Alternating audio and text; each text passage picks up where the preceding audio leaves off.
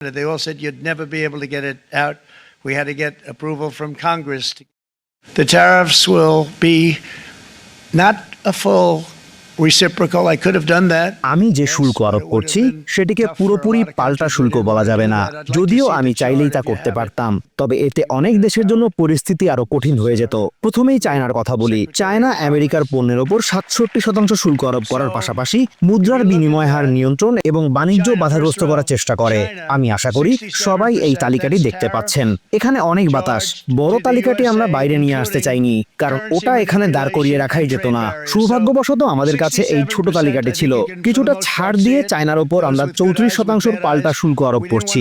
আমার মনে হয় ওরা আমাদের উপর শুল্ক আরোপ করছে, তাই আমরাও করলাম, যদিও কিছুটা কম। তাদের মন খারাপ করার কিছু না থাকলেও তারা করবে, কারণ আমরা আগে কোনো শুল্ক আরোপ করতাম না, এখন থেকে করব।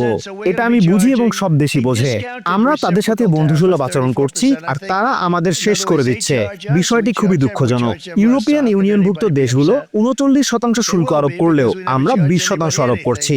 আমরা 46% শুল্ক আরোপ করছি জাপানের ওপর। আমরা চাইলে শ্রীলঙ্কার ওপর 88% শুল্কই আরোপ করতে পারতাম।